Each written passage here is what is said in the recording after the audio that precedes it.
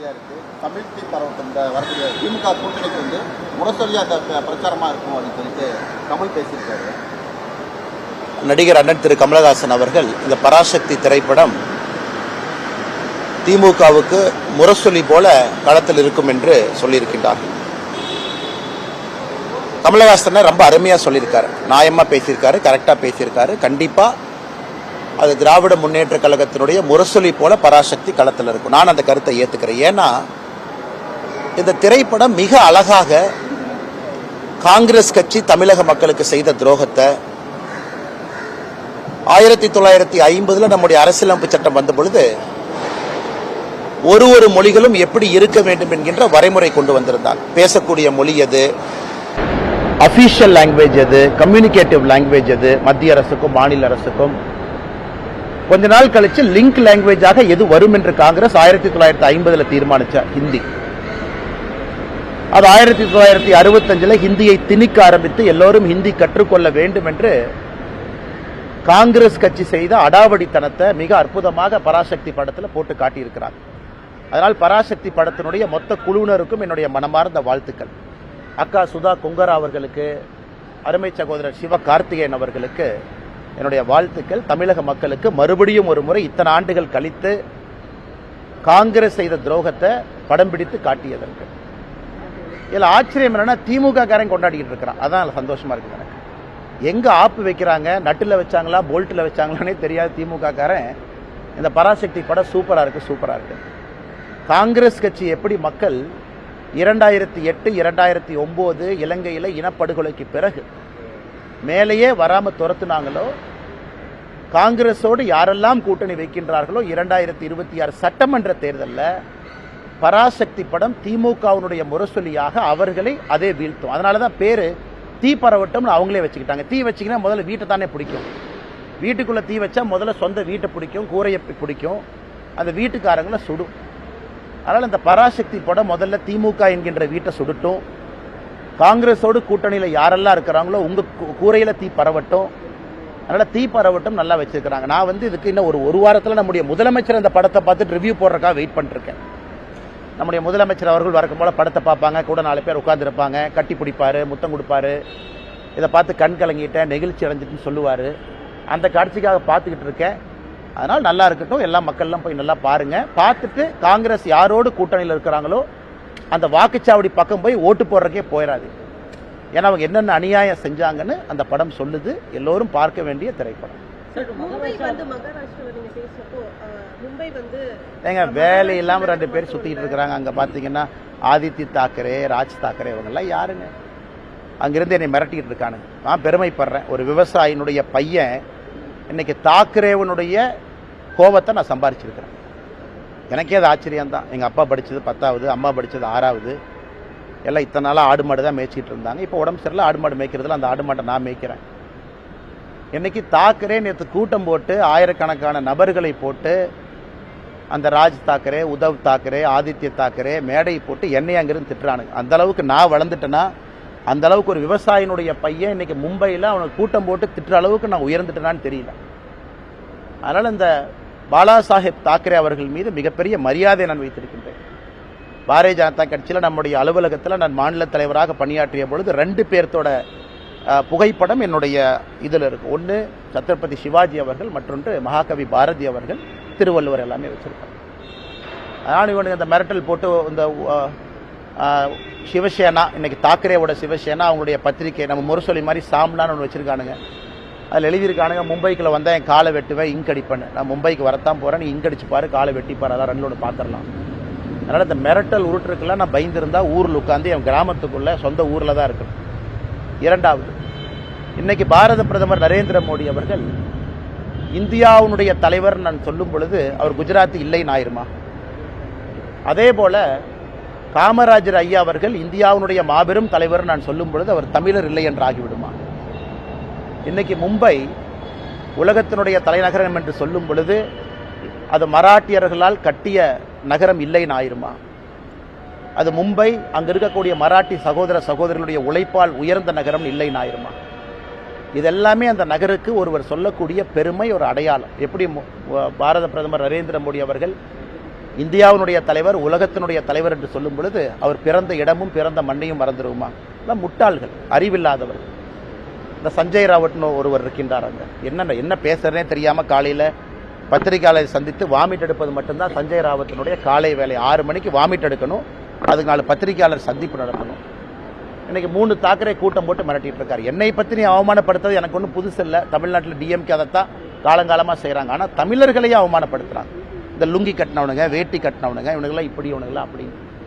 அதே கூட்டணியில் திராவிட முன்னேற்ற கழகம் இங்கே இருக்கிறாங்க. இதான் ஆச்சரியம். அதனால் அது திமுக தமிழகத்தில் இருக்கட்டும், அங்கே இருக்கக்கூடிய இன்னைக்கு இருக்கக்கூடிய இந்த உத்தவ் தாக்கரே, ராஜ் தாக்கரே, ஆதித்ய தாக்கரேவாக இருக்கட்டும், இவர்கள்லாம் மிரட்டி மிரட்டி தான் அவங்க பிளப்பை ஓட்டிக்கிட்டு இருக்கிறாங்க. நம்ம பயப்படுவோம்னு நினைக்கிறாங்க. இது பாலா சாஹிப் தாக்கரே அவர்கள் இருந்திருந்தால் இவங்கெல்லாம் இருந்திருக்கவே மாட்டாங்க. அப்பாவினுடைய பெயரை கெடுப்பதற்கே ஒரு 3 பேர் அங்கே சுற்றிக்கிட்டு இருக்கிறாங்க. அதனால் அந்த காலை வெட்டுவேன், கையை வெட்டுவேன், இதுக்கெல்லாம் பயப்படுற ஆள் நான் கிடையாது. அதே நேரத்தில் ஒரு விவசாயினுடைய மகன் கிராமத்திலேருந்து வந்திருக்கக்கூடிய நான் தாக்கரே மீட்டிங் போட்டு லட்சக்கணக்கான ஆளை போட்டு ஸ்டேஜில் என்னை திட்ட அளவுக்கு வளர்ந்துட்டேன்னு நினைக்கும் பொழுதும் கூட அந்த பாரதிய ஜனதா கட்சி தான் அந்த வாய்ப்பையும் எனக்கு கொடுத்துருக்குன்னு நினைச்சு நான் பெருமையும் அடைகிறேன். சார், இன்னைக்கு தாவேக தலைவர் விஜய் சிபிஐ விசாரணைக்கு டெல்லிக்கு போறாரு. இது அரசியல் களத்தில் என்ன தாக்கத்தை ஏற்படுத்தும் நினைக்கிறீங்க? தெரியலீங்கன்னா சிபிஐ விசாரணை கூப்பிடுறாங்க. திரு விஜய் அவர்கள் விசாரணைக்கு போயிருக்கிறாங்க, சம்மன் கொடுத்துருக்குறாங்க. போய் எல்லாருமே அவங்க கருத்தை சொல்ல போறாங்க. ஒரு சம்மன் கொடுக்கறனால யாரும் குற்றவாளி ஆக போவது கிடையாது. நமக்கு சம்மன் கொடுக்குறாங்க, போறோம், சில வழக்குகளை பேசிட்டு வர்றோம், அதெல்லாம் ஓகேங்கண்ணா.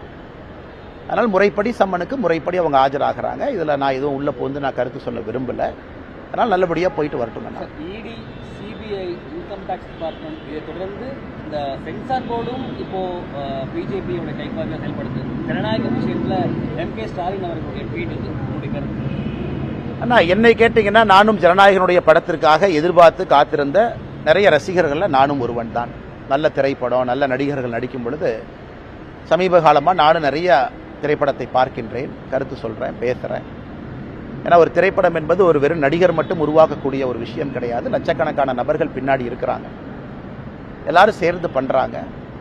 ஆனால் ஜனநாயகத்தை பொறுத்தவரை அது சிபிஎஃப்சி அவங்க ஏதோ சொல்கிறாங்க, இது ஏதோ எடிட்டிங் பண்ணும், கட்டிங் பண்ணும், அது இதுன்னு ஸ்க்ரீனிங் கமிட்டி, அது ஏதோ தேவையில்லாத எங்கெங்கேயோ போயிட்டு இருக்குங்கண்ணா. அதனால் நானும் உங்களை போன்ற ஒரு சாதாரண மனிதராகத்தான் இந்த சிபிஎஃப்சி, இந்த ஜனநாயகன் படக்குழு, ப்ரொடியூசர் அவங்கள நான் பார்த்துட்டு இருக்கேன்.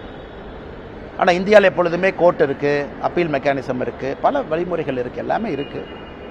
ஆனால் நான் இதை இப்படி பண்ணிட்டாங்க, அப்படி பண்ணிட்டாங்க, இது எல்லா திரைப்படமும் அது கடந்து வர்ற பாதை தான். சில திரைப்படத்தை வரும்போது இவ்வளோ கட் பண்ணுங்க, யூபைஏவை யூவா வச்சுக்கன்னா சொல்கிறாங்க. என்னை கேட்டிங்கன்னா நானும் நிறைய பேர்த்த போல ஜனநாயகம் படத்துக்காக காத்திருக்கக்கூடிய ஒரு மனிதனாகத்தான் நானும் இருக்கேன்.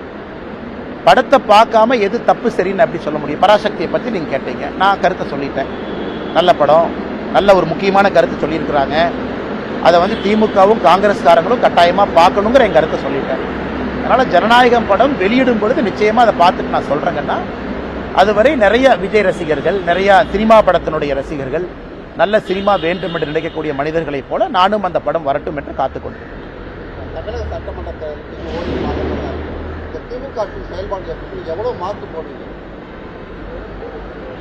ஆனால் ஒரு ஆட்சி என்று சொல்லும் பொழுது நிறை குறை என்று சொல்வார்கள். நிறையும் குறையும் 50-50% இருந்தால் ஓகே அப்படின்னு. ஆனால் ஜனநாயகம் எல்லா மக்களுடைய எதிர்பார்ப்புகளையும் பூர்த்தி செய்ய முடியாது. குறைகள் அதிகமாகவும் நிறைகள் மிக மிக குறைவாகவும் இருக்கக்கூடிய ஆட்சியாகத்தான் நான் பார்க்குறேன். ஆனால் ட்ரூ டெஸ்ட் என்பது வருகின்ற சட்டப்பேரவை தேர்தலில் மக்கள் தான் எஜமான்கள்.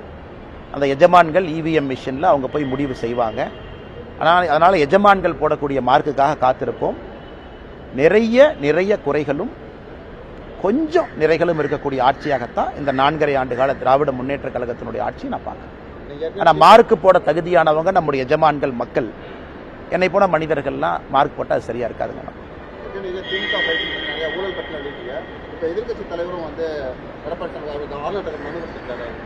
நல்லதுதாங்கண்ணா, நல்லதுதான். அது பேசும் பொருள் ஆகணும், மக்கள்கிட்ட வைக்கணும். அது எல்லா மீடியா நண்பர்களும் அதை டிஸ்கஸ் பண்ணணும். திமுகவினுடைய ஊழலை த்ரெட்பேராக பார்க்கணும். ஏன்னா இடி இன்னைக்கு நிறைய திரு KN நேரு அவர்கள் மீது ஒரு முறை அல்ல 2 முறை வேற விஷயம் சொல்லியிருக்கிறாங்க. அது இன்னைக்கு தான் உப்புக்கு சப்பானியா DVSC, department of vigilance and anti corruption, அதுக்கு ஒரு நேம் சேக் ஒரு FIR போட்ட மாதிரி தெரியுது. அதுவும் இன்னும் மீடியா நண்பர்களுக்கு அவங்க ரிலீஸ் பண்ணல, அதுவும் பொதுவெளியில் வரல என்ன பண்ணியிருக்காங்கன்னு. அதனால் மக்கள் இதெல்லாம் பார்த்துக்கிட்டு இருக்காங்க. ஏன்னா பல்வேறு அமைப்புகள் வெளியிருந்து சாதாரண நபர்கள் எல்லாருமே இன்னைக்கு ஊழலை பற்றி பேசுகிறாங்க. அதனால் நிச்சயமாக இது பேசும் பொருள் என்று சொல்வதை விட சாதாரண மனிதர்களை பாதிக்கக்கூடிய ஒரு பொருள். அதற்காக காத்திருப்போம். மக்கள் என்ன சொல்கிறாங்க, மக்கள் எப்படி இதை பார்க்குறாங்கன்னு. என்னை பொறுத்தவரை ஊழல் என்பது சாதாரண மனிதனுடைய நார்மல் வாழ்க்கையை தொட ஆரம்பிச்சிருச்சு. அதனால் நிச்சயமாக அது இவிஎம் மிஷனில் அவங்களுடைய கருத்தை அவங்க தெரிவிப்பாங்க.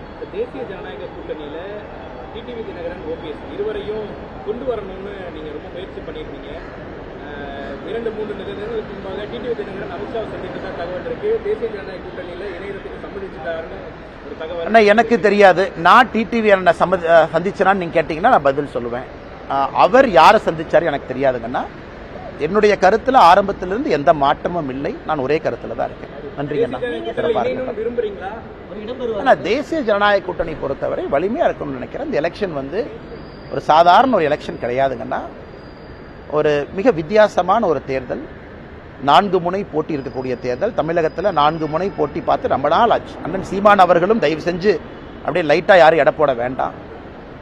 கொள்கைக்காக ஒரு மனிதன், அந்த கொள்கை எனக்கு பிடிக்குமோ பிடிக்காதோ அது ரெண்டாவதுங்கன்னா, கொள்கைக்காக ஒரு மனிதன் தனிந்து துணிச்சலா நின்றுகிட்டே இருக்காரு. கேண்டிடேட்டை போட்டுக்கிட்டே இருக்காரு. தேர்தலுக்கு தேர்தல் நிற்கிறாரு. லோக்சபா தேர்தலுக்கு அவருக்கும் அந்த கட்சிக்கும் தேர்தலுக்கு சம்பந்தமே இல்லைனா கூட 8% ஓட்டு வாங்கியிருக்காரு. அதுவும் ஒரு ஸ்ட்ராங் 4th ஃப்ரண்ட். விஜய் அவர்கள் ஸ்ட்ராங்கா அவங்களுக்கு களத்தில் வந்திருக்கிறாங்க. எல்லா இடத்துலையும் தொண்டர்கள் இருக்கிறாங்க.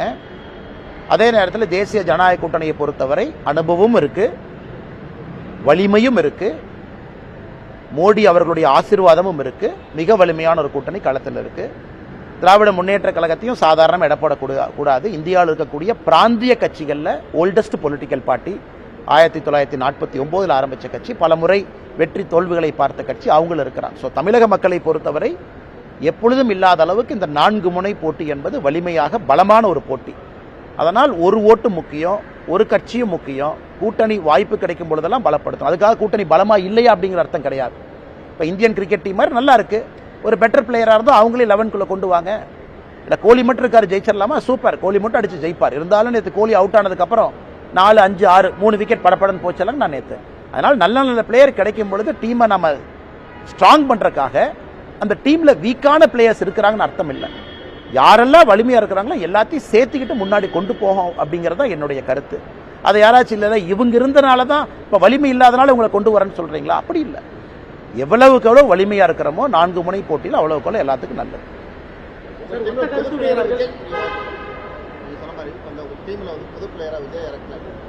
அண்ணன் 11 பிளேயரு, அதுக்கு மேலே ஃபீல்டிங் கோச்சு, பேட்டிங் கோச்சு, நிறைய கோச் இருக்கிறாங்க. அந்த கோச்செல்லாம் சேர்ந்து தீர்மானிக்கணும். அப்புறம் ஸ்பெக்டேட்டர் இருக்கிறாங்க, ஸ்பெக்டேட்டருக்கு அது பிடிக்கணும். ஏன்னா கிரிக்கெட்டுங்கிறது வெறும் 11 பிளேயர் ஆடிட்டு வந்தால் மட்டும் அழகு இல்லைங்கண்ணா. அந்த 11 பேரை பார்க்கறதுக்கு 1 லட்சம் பேர் போய் கைத்தட்டினா தான் அழகு. யார் சேரணும், யார் பிரியணும் அப்படிங்கிறதுக்கெல்லாம் பொறுத்திருந்து பார்ப்போம். காலம் தான் பதில் சொல்லும். நன்றிங்கண்ணா. அதிமுகவுடைய முன்னாள் அமைச்சர்கள்லாம் சொல்லிட்டு இருந்தாங்க. விஜயுடைய ஒத்த கருத்தும் அதுதான், திமுக வீழ்த்தணும்னு சொல்றாரு. அதிகப்படியான விமர்சனம். நேரம் இருக்கு, காலம் இருக்குங்கன்னா. திமுகவை வீழ்த்துவது நோக்கமா? ஒத்த கருத்து எல்லாமே இணையணும். இல்ல அண்ணன் கேட்ட கேள்வி நான் ஆமோதிக்கிறேன். அண்ணன் கேட்ட கேள்வி நான் ஆமோதிக்கிறேன். அண்ணன் கேட்ட கேள்வி தவறு நான் சொல்லவே இல்லை. திமுகவை வீழ்த்துவது பிரதான நோக்கமா? ஒத்த கருத்து இருக்கவங்களா வரணுமா? ஓட் ஸ்பிளிட் ஆகக்கூடாதா? சரியான பார்வை தான். அந்த பார்வையில் எதுவும் தவறு இல்லை. அதே நேரத்தில் மக்கள் ஐடியாலஜியும் பார்க்குறாங்க. ரொம்ப எக்ஸ்ட்ரீம் முரண்பாடுகளால் இருக்கக்கூடிய ஐடியாலஜியை ஒன்றா போட்டிங்கன்னா அது ஒரு வெஜ் பிரியாணியை நான்வெஜ் பிரியாணி ரெண்டாக சமைச்சு வச்சுட்டு வெஜ்ஜும் இல்லை நான்வெஜ்ஜும் இல்லை சென்டரில் இருக்க சாப்பிடுன்னு சொல்கிற மாதிரி. அதனால் ஏற்கனவே சொன்னது போல் இந்த எலெக்ஷனை பொறுத்த வரைக்கும் நான் கோச் இல்லை, இந்த எலெக்ஷனை பொறுத்த வரைக்கும் நான் கேப்டன் இல்லை, இந்த எலெக்ஷனை பொறுத்த வரைக்கும் உங்களை போல நானும் அந்த பார்வையாளரில் ஒருத்தன். அதனால் கோச்சு கேப்டன் பல பேர் இருக்கிறாங்க. அவங்கெல்லாம் சேர்ந்து முடிவு பண்ணிட்டு எது சரியாக இருக்கும்னு. நான் தொடர்ச்சியாக இன்னைக்கு ஸ்பெக்டேட்டராக இருந்தாலும் கூட தமிழக மக்களுக்கு எது நல்லதுன்னு பேசக்கூடிய ஸ்பெக்டேட்டராக இருக்கேன். காலம் பதில் சொல்லட்டும், காத்திருப்போம். இதை விட என்ன சார் பேசுறது? தமிழ் டீ பரவட்டும் வரக்கூடிய திமுக கூட்டணிக்கு முரசொலியா அந்த பிரச்சாரமா இருக்கும் அப்படின்னு சொல்லிட்டு கமல் பேசியிருக்காரு. நடிகர் அண்ணன் திரு கமலஹாசன் அவர்கள் இந்த பராசக்தி திரைப்படம் திமுகவுக்கு முரசொலி போல களத்தில் இருக்கும் என்று சொல்லியிருக்கின்றார்கள். கமலஹாசன் ரொம்ப அருமையா சொல்லியிருக்காரு, நியாயமா பேசியிருக்காரு, கரெக்டா பேசியிருக்காரு. கண்டிப்பா அது திராவிட முன்னேற்ற கழகத்தினுடைய முரசொலி போல பராசக்தி களத்தில் இருக்கும். நான் அந்த கருத்தை ஏற்றுக்கிறேன். ஏன்னா இந்த திரைப்படம் மிக அழகாக காங்கிரஸ் கட்சி தமிழக மக்களுக்கு செய்த துரோகத்தை 1950 நம்முடைய அரசியலமைப்பு சட்டம் வந்த பொழுது ஒரு மொழிகளும் எப்படி இருக்க வேண்டும் என்கின்ற வரைமுறை கொண்டு வந்திருந்தார். பேசக்கூடிய மொழி எது, அபிஷியல் லாங்குவேஜ் எது, கம்யூனிகேட்டிவ் லாங்குவேஜ் எது, மத்திய அரசுக்கும் மாநில அரசுக்கும். கொஞ்ச நாள் கழிச்சு லிங்க் லாங்குவேஜாக எது வரும் என்று காங்கிரஸ் 1950 தீர்மானிச்சார், ஹிந்தி. அது 1965 ஹிந்தியை திணிக்க ஆரம்பித்து எல்லோரும் ஹிந்தி கற்றுக்கொள்ள வேண்டும் என்று காங்கிரஸ் கட்சி செய்த அடாவடித்தனத்தை மிக அற்புதமாக பராசக்தி படத்தில் போட்டு காட்டியிருக்கிறார். அதனால் பராசக்தி படத்தினுடைய மொத்த குழுவினருக்கும் என்னுடைய மனமார்ந்த வாழ்த்துக்கள். அக்கா சுதா கொங்கரா அவர்களுக்கு, அருமை சகோதரர் சிவ கார்த்திகேயன் அவர்களுக்கு என்னுடைய வாழ்த்துக்கள். தமிழக மக்களுக்கு மறுபடியும் ஒரு முறை இத்தனை ஆண்டுகள் கழித்து காங்கிரஸ் செய்த துரோகத்தை படம் பிடித்து காட்டியதற்கு. இதில் ஆச்சரியம் என்னன்னா திமுக காரன் கொண்டாடிக்கிட்டு இருக்கிறான். அதான் சந்தோஷமா இருக்கு எனக்கு. எங்க ஆப்பு வைக்கிறாங்க, நட்டுல வச்சாங்களா போல்ட்டில் வச்சாங்களானே தெரியாது திமுக காரன். இந்த பராசக்தி படம் சூப்பரா இருக்கு. காங்கிரஸ் கட்சி எப்படி மக்கள் 2008 2009 இலங்கையில் இனப்படுகொலைக்கு பிறகு மேலேயே வராம துரத்துனாங்களோ, காங்கிரஸோடு யாரெல்லாம் கூட்டணி வைக்கின்றார்களோ 2026 சட்டமன்ற தேர்தலில் பராசக்தி படம் திமுகவினுடைய முரசொலியாக அவர்களை அதே வீழ்த்தும். அதனாலதான் பேரு தீ பரவட்டம்னு அவங்களே வச்சுக்கிட்டாங்க. தீ வச்சிங்கன்னா முதல்ல வீட்டை தானே பிடிக்கும். வீட்டுக்குள்ள தீ வச்சா முதல்ல சொந்த வீட்டை பிடிக்கும், கூரையை பிடிக்கும், அந்த வீட்டுக்காரங்களை சுடும். அதனால் இந்த பராசக்தி படம் முதல்ல திமுக என்கின்ற வீட்டை சுடட்டும், காங்கிரஸோடு கூட்டணியில் யாரெல்லாம் இருக்கிறாங்களோ உங்க கூரையில் தீ பரவட்டும். அதனால தீ பரவட்டும் நல்லா வச்சிருக்கிறாங்க. நான் இதுக்கு இன்னும் ஒரு வாரத்தில் நம்முடைய முதலமைச்சர் அந்த படத்தை பார்த்துட்டு ரிவ்யூ போடுறதுக்காக வெயிட் பண்ணிருக்கேன். நம்முடைய முதலமைச்சர் அவர்கள் வழக்கம் போல படத்தை பார்ப்பாங்க, கூட 4 பேர் உட்கார்ந்துருப்பாங்க, கட்டி பிடிப்பாரு, முத்தம் கொடுப்பாரு, இதை பார்த்து கண் கலங்கிட்டேன், நெகிழ்ச்சி அடைஞ்சிட்டுன்னு சொல்லுவார். அந்த காட்சிக்காக பார்த்துக்கிட்டு இருக்கேன். அதனால் நல்லா இருக்கட்டும், எல்லா மக்கள்லாம் போய் நல்லா பாருங்க. பார்த்துட்டு காங்கிரஸ் யாரோடு கூட்டணியில் இருக்கிறாங்களோ அந்த வாக்குச்சாவடி பக்கம் போய் ஓட்டு போடுறக்கே போயிடாது. ஏன்னா அவங்க என்னென்ன அநியாயம் செஞ்சாங்கன்னு அந்த படம் சொல்லுது. எல்லோரும் பார்க்க வேண்டிய திரைப்படம். ஏங்க வேலை இல்லாமல் 2 பேர் சுத்திட்டு இருக்கிறாங்க. அங்க பாத்தீங்கன்னா ஆதித்ய தாக்கரே, ராஜ் தாக்கரே, இவங்கெல்லாம் யாருங்க? அங்கிருந்து என்னை மிரட்டிட்டு இருக்கானுங்க. நான் பெருமைப்படுறேன். ஒரு விவசாயினுடைய பையன் இன்னைக்கு தாக்கரேவனுடைய கோபத்தை நான் சம்பாரிச்சிருக்கிறேன். எனக்கே அது ஆச்சரியம் தான். எங்கள் அப்பா படித்தது 10வது, அம்மா படித்தது 6வது. எல்லாம் இத்தனை நாளாக ஆடு மாடு தான் மேய்ச்சிட்டு இருந்தாங்க. இப்போ உடம்பு சரியில்லை, ஆடு மாடு மேய்க்கிறதுல அந்த ஆடு மாட்டை நான் மேய்க்கிறேன்.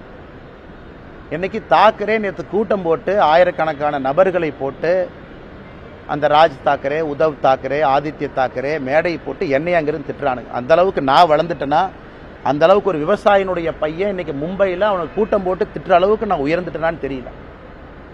அதனால் இந்த பாலா சாஹேப் தாக்கரே அவர்கள் மீது மிகப்பெரிய மரியாதை நான் வைத்திருக்கின்றேன். பாரதிய ஜனதா கட்சியில் நம்முடைய அலுவலகத்தில் நான் மாநில தலைவராக பணியாற்றிய பொழுது 2 பேர்த்தோட புகைப்படம் என்னுடைய இதில் இருக்கு. ஒன்று சத்ரபதி சிவாஜி அவர்கள், மற்றொன்று மகாகவி பாரதி அவர்கள், திருவள்ளுவர் எல்லாமே வச்சிருக்காங்க. அதனால் இவனுக்கு இந்த மிரட்டல் போட்டு இந்த சிவசேனா, இன்னைக்கு தாக்கரேவோட சிவசேனா அவங்களுடைய பத்திரிகை நம்ம முரசொலி மாதிரி சாம்லான்னு ஒன்று வச்சிருக்கானுங்க. அதில் எழுதியிருக்கானுங்க, மும்பைக்குள்ள வந்தால் என் காலை வெட்டுவேன், இங்க் அடிப்பேன். நான் மும்பைக்கு வரத்தான் போகிறேன், நீ இங்க் அடிச்சு பாரு, காலை வெட்டிப்பாரு, அதான் 2 பார்த்துடலாம். அதனால் இந்த மிரட்டல் உருட்டுருக்கெல்லாம் நான் பயந்துருந்தா ஊரில் உட்காந்து என் கிராமத்துக்குள்ள சொந்த ஊரில் தான் இருக்கணும். 2வது, இன்னைக்கு பாரத பிரதமர் நரேந்திர மோடி அவர்கள் இந்தியாவுடைய தலைவர் நான் சொல்லும் பொழுது அவர் குஜராத்தி இல்லைன்னு ஆயிருமா? அதே போல காமராஜர் ஐயா அவர்கள் இந்தியாவுடைய மாபெரும் தலைவர் நான் சொல்லும் பொழுது அவர் தமிழர் இல்லை என்று ஆகிவிடுமா? இன்னைக்கு மும்பை உலகத்தினுடைய தலைநகரம் என்று சொல்லும் பொழுது அது மராட்டியர்களால் கட்டிய நகரம் இல்லைன்னு ஆயிருமா? அது மும்பை அங்க இருக்கக்கூடிய மராட்டி சகோதர சகோதரர்களுடைய உழைப்பால் உயர்ந்த நகரம் இல்லைன்னு ஆயிருமா? இதெல்லாமே அந்த நகருக்கு ஒருவர் சொல்லக்கூடிய பெருமை, ஒரு அடையாளம். எப்படி பாரத பிரதமர் நரேந்திர மோடி அவர்கள் இந்தியாவினுடைய தலைவர், உலகத்தினுடைய தலைவர் என்று சொல்லும் பொழுது அவர் பிறந்த இடமும் பிறந்த மண்ணையும் மறந்துடுமா? எல்லாம் முட்டாள்கள், அறிவில்லாதவர்கள். இந்த சஞ்சய் ராவட்னு ஒருவர் இருக்கின்றார். அங்க என்ன பேசுறதே தெரியாம காலையில பத்திரிகையாளரை சந்தித்து வாமிட் எடுப்பது மட்டும்தான் சஞ்சய் ராவத்தினுடைய காலை வேலை. 6 மணிக்கு வாமிட் எடுக்கணும், அதுக்கு 4 பத்திரிகையாளர் சந்திப்பு நடத்தணும். இன்னைக்கு 3 தாக்கரே கூட்டம் போட்டு மிரட்டிட்டு இருக்காரு. என்னை பற்றி நீ அவமானப்படுத்துறது எனக்கு ஒன்றும் புதுசு இல்லை. தமிழ்நாட்டில் டிஎம்கே அதைத்தான் காலங்காலமாக செய்கிறாங்க. ஆனால் தமிழர்களையே அவமானப்படுத்துகிறாங்க. இந்த லுங்கி கட்டினவனுங்க, வேட்டி கட்டினவனுங்க, இவனுங்களாம் இப்படி, இவனுங்களாம் அப்படின்னு. அதே கூட்டணியில் திராவிட முன்னேற்ற கழகம் இங்கே இருக்கிறாங்க. இதான் ஆச்சரியம். அதனால் அது திமுக தமிழகத்தில் இருக்கட்டும், அங்கே இருக்கக்கூடிய இன்னைக்கு இருக்கக்கூடிய இந்த உத்தவ் தாக்கரே, ராஜ் தாக்கரே, ஆதித்ய தாக்கரேவாக இருக்கட்டும், இவர்கள்லாம் மிரட்டி மிரட்டி தான் அவங்க பிளப்பை ஓட்டிக்கிட்டு இருக்கிறாங்க. நம்ம பயப்படுவோம்னு நினைக்கிறாங்க. இது பாலா சாஹிப் தாக்கரே அவர்கள் இருந்திருந்தால் இவங்கெல்லாம் இருந்திருக்கவே மாட்டாங்க. அப்பாவினுடைய பெயரை கெடுப்பதற்கே ஒரு 3 பேர் அங்கே சுற்றிக்கிட்டு இருக்கிறாங்க. அதனால் அந்த காலை வெட்டுவேன், கையை வெட்டுவேன், இதுக்கெல்லாம் பயப்படுற ஆள் நான் கிடையாது. அதே நேரத்தில் ஒரு விவசாயினுடைய மகன் கிராமத்திலேருந்து வந்திருக்கக்கூடிய நான் தாக்கரே மீட்டிங் போட்டு லட்சக்கணக்கான ஆளை போட்டு ஸ்டேஜில் என்னை திட்டுற அளவுக்கு வளர்ந்துட்டேன்னு நினைக்கும் பொழுதும் கூட அந்த பாரதிய ஜனதா கட்சி தான் அந்த வாய்ப்பையும் எனக்கு கொடுத்துருக்குன்னு நினச்சி நான் பெருமையும் அடைகிறேன். சார், இன்னைக்கு தாவேக தலைவர் விஜய் சிபிஐ விசாரணைக்கு டெல்லிக்கு போறாரு. ஸோ இது அரசியல் களத்தில் என்ன தாக்கத்தை ஏற்படுத்தும் நினைக்கிறீங்க? தெரியலீங்கன்னா சிபிஐ வந்து விசாரணைக்கு கூப்பிடுறாங்க. திரு விஜய் அவர்கள் விசாரணைக்கு போயிருக்கிறாங்க, சம்மன் கொடுத்துருக்குறாங்க. போய் எல்லாருமே அவங்க கருத்தை சொல்ல போகிறாங்க. ஒரு சம்மன் கொடுக்கறனால யாரும் குற்றவாளி ஆக போவது கிடையாது. நமக்கு சம்மன் கொடுக்குறாங்க, போகிறோம், சில வழக்குகளை பேசிட்டு வர்றோம், அதெல்லாம் ஓகேங்கண்ணா. அதனால் முறைப்படி சம்மனுக்கு முறைப்படி அவங்க ஆஜராகிறாங்க. இதில் நான் எதுவும் உள்ளே போந்து நான் கருத்து சொல்ல விரும்பலை. அதனால் நல்லபடியாக போயிட்டு வரட்டுங்கண்ணா. இடி, சிபிஐ, இன்கம் டேக்ஸ் டிபார்ட்மெண்ட் இதை தொடர்ந்து இந்த சென்சார் போர்டும் இப்போ பிஜேபியோட கைப்பாக செயல்படுது. ஜனநாயக விஷயத்தில் எம்கே ஸ்டாலின் அவர்களுடைய ட்வீட் இது உங்களுடைய கருத்து? அண்ணா, என்னை கேட்டிங்கன்னா நானும் ஜனநாயகனுடைய படத்திற்காக எதிர்பார்த்து காத்திருந்த நிறைய ரசிகர்களில் நானும் ஒருவன் தான். நல்ல திரைப்படம், நல்ல நடிகர்கள் நடிக்கும் பொழுது சமீப காலமாக நானும் நிறைய திரைப்படத்தை பார்க்கின்றேன், கருத்து சொல்கிறேன், பேசுகிறேன். ஏன்னா ஒரு திரைப்படம் என்பது ஒரு வெறும் நடிகர் மட்டும் உருவாக்கக்கூடிய ஒரு விஷயம் கிடையாது. லட்சக்கணக்கான நபர்கள் பின்னாடி இருக்கிறாங்க, எல்லாரும் சேர்ந்து பண்ணுறாங்க. ஆனால் ஜனநாயகத்தை பொறுத்தவரை அது சிபிஎஃப்சி அவங்க ஏதோ சொல்கிறாங்க, இது ஏதோ எடிட்டிங் பண்ணும், கட்டிங் பண்ணும், அது இதுன்னு ஸ்க்ரீனிங் கமிட்டி, அது ஏதோ தேவையில்லாத எங்கெங்கேயோ போயிட்டு இருக்குங்கண்ணா. அதனால் நானும் உங்களை போன்ற ஒரு சாதாரண மனிதராகத்தான் இந்த சிபிஎஃப்சி, இந்த ஜனநாயகன் படக்குழு, ப்ரொடியூசர் அவங்கள நான் பார்த்துட்டு இருக்கேன். ஆனால் இந்தியாவில் எப்பொழுதுமே கோர்ட் இருக்குது, அப்பீல் மெக்கானிசம் இருக்குது, பல வழிமுறைகள் இருக்குது, எல்லாமே இருக்குது. ஆனால் நான் இதை வந்து இப்படி பண்ணிட்டாங்க, அப்படி பண்ணிட்டாங்க, இது எல்லா திரைப்படமும் அது கடந்து வர்ற பாதை தான். சில திரைப்படத்தை வரும்போது இவ்வளோ கட் பண்ணுங்க, யூபைஏவை யூவா வச்சுக்கன்னுலாம் சொல்கிறாங்க. என்னை கேட்டிங்கன்னா நானும் நிறைய பேர்த்த போல ஜனநாயகம் படத்துக்காக காத்திருக்கக்கூடிய ஒரு மனிதனாகத்தான் நானும் இருக்கேன். படத்தை பார்க்காம எது தப்பு சரின்னு அப்படி சொல்ல முடியும்? பராசக்தியை பற்றி நீங்கள் கேட்டீங்க, நான் கருத்தை சொல்லிட்டேன். நல்ல படம், நல்ல ஒரு முக்கியமான கருத்து சொல்லியிருக்கிறாங்க. அதை வந்து திமுகவும் காங்கிரஸ்காரங்களும் கட்டாயமாக பார்க்கணுங்கிற என் கருத்தை சொல்லிட்டேன். அதனால் ஜனநாயகம் படம் வெளியிடும் பொழுது நிச்சயமாக அதை பார்த்துட்டு நான் சொல்கிறேங்கன்னா, அதுவரை நிறைய விஜய் ரசிகர்கள், நிறைய சினிமா படத்தினுடைய ரசிகர்கள், நல்ல சினிமா வேண்டும் என்று நினைக்கக்கூடிய மனிதர்களைப் போல நானும் அந்த படம் வரட்டும் என்று காத்துக்கொண்டிருக்கிறேன். தமிழக சட்டமன்றத்தை திமுக செயல்பாடுகளை எவ்வளவு மாற்று போடுவீங்க? ஆனால் ஒரு ஆட்சி என்று சொல்லும் பொழுது நிறை குறை என்று சொல்வார்கள். நிறையும் குறையும் 50-50% இருந்தால் ஓகே அப்படி. ஆனால் ஜனநாயகம் எல்லா மக்களுடைய எதிர்பார்ப்புகளையும் பூர்த்தி செய்ய முடியாது. குறைகள் அதிகமாகவும் நிறைகள் மிக மிக குறைவாகவும் இருக்கக்கூடிய ஆட்சியாகத்தான் நான் பார்க்குறேன். ஆனால் ட்ரூ டெஸ்ட் என்பது வருகின்ற சட்டப்பேரவை தேர்தலில் மக்கள் தான் எஜமான்கள். அந்த எஜமான்கள் இவிஎம் மிஷினில் அவங்க போய் முடிவு செய்வாங்க. அதனால் எஜமான்கள் போடக்கூடிய மார்க்குக்காக காத்திருப்போம். நிறைய குறைகளும் கொஞ்சம் நிறைகளும் இருக்கக்கூடிய ஆட்சியாகத்தான் இந்த 4.5 ஆண்டு கால திராவிட முன்னேற்ற கழகத்தினுடைய ஆட்சியை நான் பார்க்குறேன். ஆனால் மார்க்கு போட தகுதியானவங்க நம்முடைய எஜமான்கள் மக்கள். என்னை போன மனிதர்கள்லாம் மார்க் போட்டால் அது சரியா இருக்காதுங்க. எதிர்கட்சி தலைவரும் வந்து நல்லது தாங்கண்ணா, நல்லது தான். அது பேசும் பொருள் ஆகணும், மக்கள்கிட்ட வைக்கணும். அது எல்லா மீடியா நண்பர்களும் அதை டிஸ்கஸ் பண்ணணும். திமுகவினுடைய ஊழலை த்ரெட்பேராக பார்க்கணும். ஏன்னா இடி இன்னைக்கு நிறையா திரு KN நேரு அவர்கள் மீது ஒரு முறை அல்ல 2 முறை வேறு விஷயம் சொல்லியிருக்கிறாங்க. அது இன்னைக்கு தான் உப்புக்கு சப்பானியாக DVSC, department of vigilance and anti corruption, அதுக்கு ஒரு நேம்சேக், ஒரு FIR போட்ட மாதிரி தெரியுது.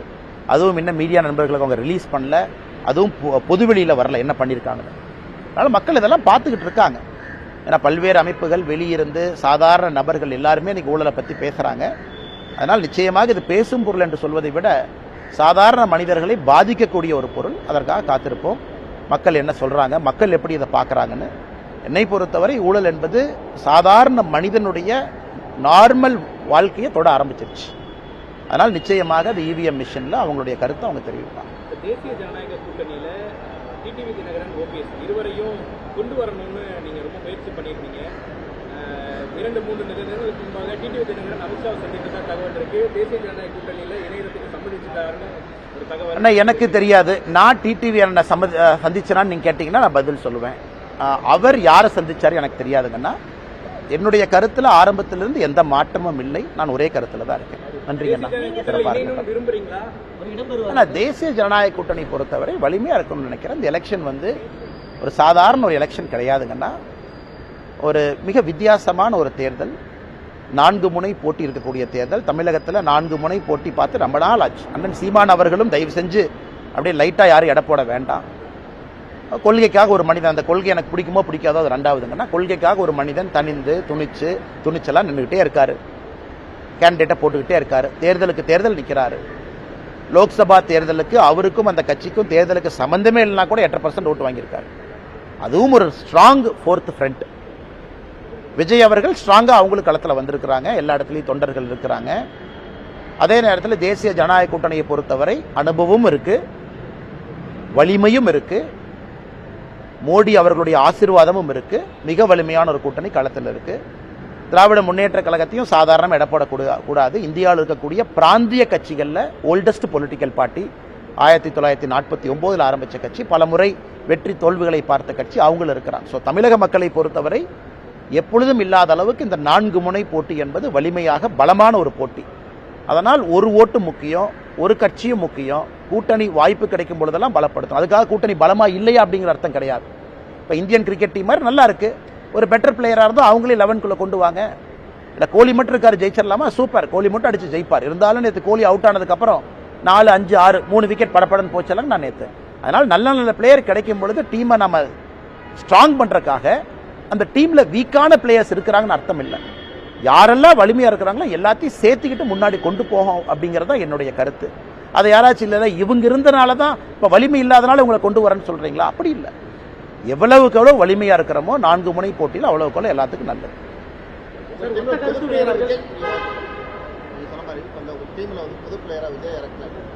அண்ணே 11 பிளேயரு, அதுக்கு மேலே ஃபீல்டிங் கோச்சு, பேட்டிங் கோச்சு, நிறைய கோச் இருக்கிறாங்க. அந்த கோச்செல்லாம் சேர்ந்து தீர்மானிக்கணும். அப்புறம் ஸ்பெக்டேட்டர் இருக்கிறாங்க, ஸ்பெக்டேட்டருக்கு அது பிடிக்கணும். ஏன்னா கிரிக்கெட்டுங்கிறது வெறும் 11 பிளேயர் ஆடிட்டு வந்தால் மட்டும் அழகு இல்லைங்கண்ணா. அந்த 11 பேரை பார்க்கறதுக்கு 1 லட்சம் பேர் போய் கைத்தட்டினா தான் அழகு. யார் சேரணும், யார் பிரியணும் அப்படிங்கிறதுக்கெல்லாம் பொறுத்திருந்து பார்ப்போம். காலம் தான் பதில் சொல்லும். நன்றிங்கண்ணா. அதிமுகவுடைய முன்னாள் அமைச்சர்கள்லாம் சொல்லிட்டு இருந்தாங்க. விஜயுடைய ஒத்த கருத்தும் அதுதான், திமுக வீழ்த்தணும்னு சொல்றாரு. அதிகப்படியான விமர்சனம். நேரம் இருக்கு, காலம் இருக்குங்கன்னா. திமுகவை வீழ்த்துவது நோக்கமா? ஒத்த கருத்து எல்லாமே இணையணும். இல்ல அண்ணன் கேட்ட கேள்வி நான் ஆமோதிக்கிறேன். அண்ணன் கேட்ட கேள்வி நான் ஆமோதிக்கிறேன். அண்ணன் கேட்ட கேள்வி தவறு நான் சொல்லவே இல்லை. திமுகவை வீழ்த்துவது பிரதான நோக்கமா? ஒத்த கருத்து இருக்கவங்களா வரணுமா? ஓட் ஸ்பிளிட் ஆகக்கூடாதா? சரியான பார்வை தான். அந்த பார்வையில் எதுவும் தவறு இல்லை. அதே நேரத்தில் மக்கள் ஐடியாலஜியும் பார்க்குறாங்க. ரொம்ப எக்ஸ்ட்ரீம் முரண்பாடுகளால் இருக்கக்கூடிய ஐடியாலஜியை ஒன்றா போட்டிங்கன்னா அது ஒரு வெஜ் பிரியாணியை நான்வெஜ் பிரியாணி ரெண்டாக சமைச்சு வச்சுட்டு வெஜ்ஜும் இல்லை நான்வெஜ்ஜும் இல்லை சென்டரில் இருக்க சாப்பிடுன்னு சொல்கிற மாதிரி. அதனால் ஏற்கனவே சொன்னது போல் இந்த எலெக்ஷனை பொறுத்த வரைக்கும் நான் கோச் இல்லை, இந்த எலெக்ஷனை பொறுத்த வரைக்கும் நான் கேப்டன் இல்லை, இந்த எலெக்ஷனை பொறுத்த வரைக்கும் உங்களை போல நானும் அந்த பார்வையாளரில் ஒருத்தன். அதனால் கோச்சு கேப்டன் பல பேர் இருக்கிறாங்க. அவங்கெல்லாம் சேர்ந்து முடிவு பண்ணிட்டு எது சரியாக இருக்கும்னு. நான் தொடர்ச்சியாக இன்னைக்கு ஸ்பெக்டேட்டராக இருந்தாலும் கூட தமிழக மக்களுக்கு எது நல்லதுன்னு பேசக்கூடிய ஸ்பெக்டேட்டராக இருக்கேன். காலம் பதில் சொல்லட்டும், காத்திருப்போம். இதை விட என்ன சார் பேசுறது? தமிழ் தீ பரவட்டும் இந்த வரக்கூடிய திமுக கூட்டணிக்கு வந்து முரசொலியா அந்த பிரச்சாரமா இருக்கும் அப்படின்னு சொல்லிட்டு கமல் பேசியிருக்காரு. நடிகர் அண்ணன் திரு கமலஹாசன் அவர்கள் இந்த பராசக்தி திரைப்படம் திமுகவுக்கு முரசொலி போல களத்தில் இருக்கும் என்று சொல்லியிருக்கின்றார்கள். கமலஹாசனை ரொம்ப அருமையாக சொல்லியிருக்காரு, நியாயமாக பேசியிருக்காரு, கரெக்டாக பேசியிருக்காரு. கண்டிப்பாக அது திராவிட முன்னேற்ற கழகத்தினுடைய முரசொலி போல பராசக்தி களத்தில் இருக்கும். நான் அந்த கருத்தை ஏற்றுக்கிறேன். ஏன்னா இந்த திரைப்படம் மிக அழகாக காங்கிரஸ் கட்சி தமிழக மக்களுக்கு செய்த துரோகத்தை 1950 நம்முடைய அரசியலமைப்பு சட்டம் வந்த பொழுது ஒரு மொழிகளும் எப்படி இருக்க வேண்டும் என்கின்ற வரைமுறை கொண்டு வந்திருந்தார். பேசக்கூடிய மொழி எது, அபிஷியல் லாங்குவேஜ் எது, கம்யூனிகேட்டிவ் லாங்குவேஜ் எது, மத்திய அரசுக்கும் மாநில அரசுக்கும் கொஞ்ச நாள் கழிச்சு லிங்க் லாங்குவேஜாக எது வரும் என்று காங்கிரஸ் 1950 தீர்மானிச்ச ஹிந்தி. அது 1965 ஹிந்தியை திணிக்க ஆரம்பித்து எல்லோரும் ஹிந்தி கற்றுக்கொள்ள வேண்டும் என்று காங்கிரஸ் கட்சி செய்த அடாவடித்தனத்தை மிக அற்புதமாக பராசக்தி படத்தில் போட்டு காட்டியிருக்கிறார். அதனால் பராசக்தி படத்தினுடைய மொத்த குழுவினருக்கும் என்னுடைய மனமார்ந்த வாழ்த்துக்கள். அக்கா சுதா கொங்கரா அவர்களுக்கு, அருமை சகோதரர் சிவ கார்த்திகேயன் அவர்களுக்கு என்னுடைய வாழ்த்துக்கள். தமிழக மக்களுக்கு மறுபடியும் ஒரு முறை இத்தனை ஆண்டுகள் கழித்து காங்கிரஸ் செய்த துரோகத்தை படம் பிடித்து காட்டியதற்கு. இதில் ஆச்சரியம் என்னன்னா திமுக காரன் கொண்டாடிக்கிட்டு இருக்கிறான். அதான் சந்தோஷமா இருக்கு எனக்கு. எங்க ஆப்பு வைக்கிறாங்க, நட்டில் வச்சாங்களா போல்ட்டில் வச்சாங்களானே தெரியாது திமுக காரன். இந்த பராசக்தி படம் சூப்பரா இருக்கு. காங்கிரஸ் கட்சி எப்படி மக்கள் 2008 2009 இலங்கையில் இனப்படுகொலைக்கு பிறகு மேலேயே வராம துரத்துனாங்களோ, காங்கிரஸோடு யாரெல்லாம் கூட்டணி வைக்கின்றார்களோ 2026 சட்டமன்ற தேர்தலில் பராசக்தி படம் திமுகவினுடைய முரசொலியாக அவர்களை அதே வீழ்த்தும். அதனாலதான் பேரு தீ பரவட்டம்னு அவங்களே வச்சுக்கிட்டாங்க. தீ வச்சிங்கன்னா முதல்ல வீட்டை தானே பிடிக்கும். வீட்டுக்குள்ள தீ வச்சா முதல்ல சொந்த வீட்டை பிடிக்கும், கூரையை பிடிக்கும், அந்த வீட்டுக்காரங்களை சுடும். அதனால் இந்த பராசக்தி படம் முதல்ல திமுக என்கின்ற வீட்டை சுடட்டும். காங்கிரஸோடு கூட்டணியில் யாரெல்லாம் இருக்கிறாங்களோ உங்க கூரையில தீ பரவட்டும். அதனால தீ பரவட்டும் நல்லா வச்சிருக்கிறாங்க. நான் இதுக்கு இன்னும் ஒரு வாரத்தில் நம்முடைய முதலமைச்சர் அந்த படத்தை பார்த்துட்டு ரிவ்யூ போடுறதுக்காக வெயிட் பண்ணிருக்கேன். நம்முடைய முதலமைச்சர் அவர்கள் வழக்கம் போல படத்தை பார்ப்பாங்க, கூட 4 பேர் உட்கார்ந்துருப்பாங்க, கட்டி பிடிப்பாரு, முத்தம் கொடுப்பாரு, இதை பார்த்து கண் கலங்கிட்டேன், நெகிழ்ச்சி அடைஞ்சிட்டுன்னு சொல்லுவார். அந்த காட்சிக்காக பார்த்துக்கிட்டு இருக்கேன். அதனால் நல்லா இருக்கட்டும், எல்லா மக்கள்லாம் போய் நல்லா பாருங்க. பார்த்துட்டு காங்கிரஸ் யாரோடு கூட்டணியில் இருக்கிறாங்களோ அந்த வாக்குச்சாவடி பக்கம் போய் ஓட்டு போடுறதுக்கே போயிடாது. ஏன்னா அவங்க என்னென்ன அநியாயம் செஞ்சாங்கன்னு அந்த படம் சொல்லுது. எல்லோரும் பார்க்க வேண்டிய திரைப்படம். ஏங்க வேலை இல்லாமல் 2 பேர் சுத்திக்கிட்டு இருக்கிறாங்க. அங்க பாத்தீங்கன்னா ஆதித்ய தாக்கரே, ராஜ் தாக்கரே, இவங்கெல்லாம் யாருங்க? அங்கிருந்து என்னை மிரட்டிட்டு இருக்கானுங்க. நான் பெருமைப்படுறேன். ஒரு விவசாயினுடைய பையன் இன்னைக்கு தாக்கரேவனுடைய கோபத்தை நான் சம்பாரிச்சிருக்கிறேன். எனக்கே அது ஆச்சரியம் தான். எங்கள் அப்பா படித்தது 10வது, அம்மா படித்தது 6வது. எல்லாம் இத்தனை நாளாக ஆடு மாடு தான் மேய்ச்சிட்டு இருந்தாங்க. இப்போ உடம்பு சரியில்லை, ஆடு மாடு மேய்க்கிறதுல அந்த ஆடு மாட்டை நான் மேய்க்கிறேன்.